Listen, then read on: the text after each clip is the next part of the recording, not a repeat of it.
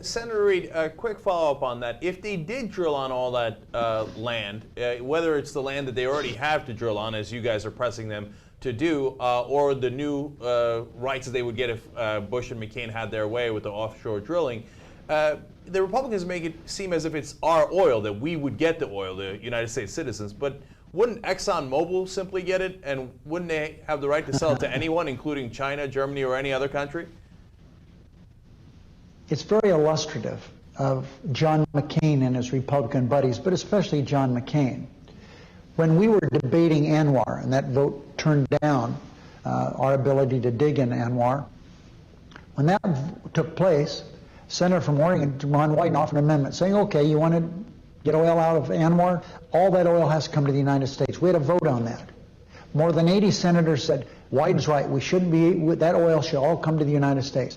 John McCain was one of 16 senators who voted no on that. So he obviously doesn't care if we drill more in the Gulf and that oil goes to Japan or to China or to Taiwan or to any place else. Now, Senator Reid, I wanted to ask you a question from the audience as well. Stephanie writes in on the live blog, how can energy independence become a reality for all, not just for those who can afford to do solar retrofit on their homes or buy the latest electric vehicle?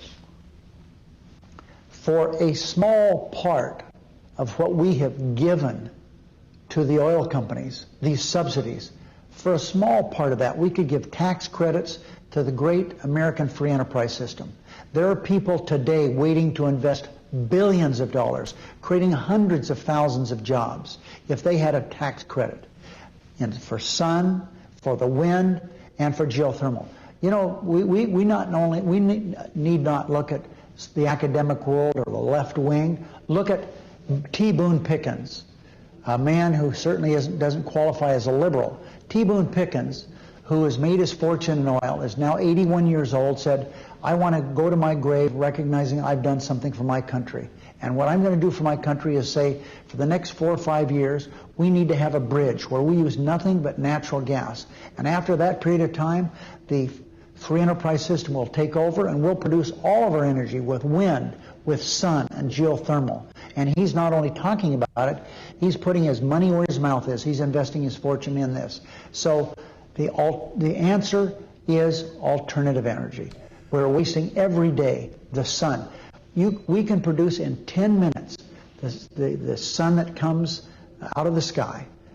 We can produce enough electricity in 10 minutes if we had the wherewithal to do it. Enough electricity in 10 minutes to supply the supply of energy for the whole country for a whole year. Senator Reid, whole world, not the whole country, the whole world. Senator Reid, earlier in the live blog, Josh Nelson had asked a question about T. Boone Pickens, actually. He was worried that he is going to overemphasize the economic issues here. And he said the economic arguments are valid, but removing the environmental argument from the equation puts us at risk of placing too much emphasis in natural gas and so-called clean coal. Do you think that's a legitimate concern? T. Boone Pickens isn't in favor of clean coal. He's not in favor of more oil. He thinks only natural gas, which, by the way, the United States has large amounts discovered in the last 2 years. It's not a bad idea. Have a bridge for just a few years and then be totally dependent on renewable energy, which would be good for the economy, good for the environment, create hundreds of thousands of jobs. That's a pretty good deal. Senator Harry Reid, the Majority Leader in the Senate, thank you so much for joining us on Meet the Bloggers. We really appreciate it. Hey, you guys, also, you need to continue doing the work you're doing, but move on a little bit. You've got to push back on this Republican harangue that's coming that we're not allowing them votes. We've allowed them votes on anything they want to vote on, and they're cowards to vote even on their own drilling amendment. Wow. All right, then let me do a quick follow-up on that then, Senator Reid.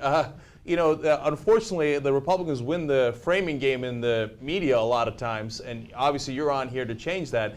But you know, one of the things that I always see is that they say, oh, Congress's approval ratings are low, but they never said that when the Republicans were in charge of Congress, and they've gotten the media to go along with that. How do they keep winning these media battles, and is there a way to change this paradigm, and have you guys battle planned for that? First of all, I don't believe they're winning it.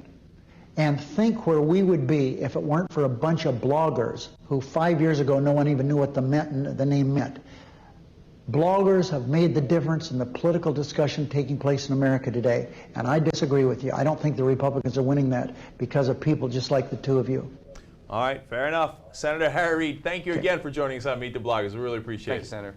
You bet.